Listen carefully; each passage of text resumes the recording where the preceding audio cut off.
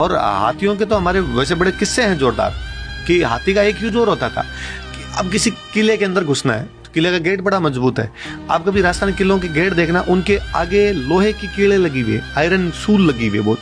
अब उसको कैसे तोड़ोगे? गेट है, गेट के आगे एकदम वो लोहा लगा हुआ उसके, अब उसको कैसे तोड़ोगे?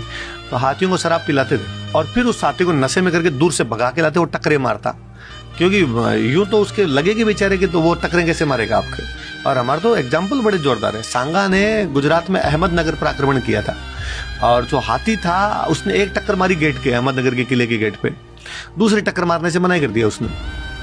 लगी होगी बेचारे के हाथी के, तो वो आए नहीं। तो सांगा की सेना में एक सैनिक है कान्हा सिंह चौहान। कान्हा सिंह चौहान उसके आगे खड़ा हो जाता है गेट के आगे कि मेरी छाती पर लाई, मैं गेट के आगे खड़ा हूं, हाथी मेरी छाती पर मारेगा आके, तो कहा तुम मर जाएगा। उसने एक मरेगा, गेट तो तोड़ेंगे। और गेट तोड़ के अंदर घुसे, अहमदनगर पे कब्जा किया उन लोगों ने। ऐसा कैसा कभी आप सर्च करना, कभी बैटल ऑफ उंटाला, उदयपुर के पास में एक जगह पड़ती है उंटाला नाम करके।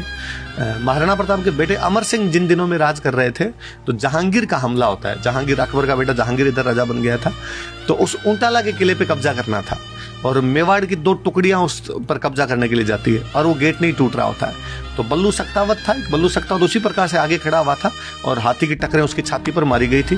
वो झूल जाता उस किलों के अंदर, पर हाथी से गेट तोड़वा देते। तो हाथी का बड़ा जोरदार प्रयोग किया था।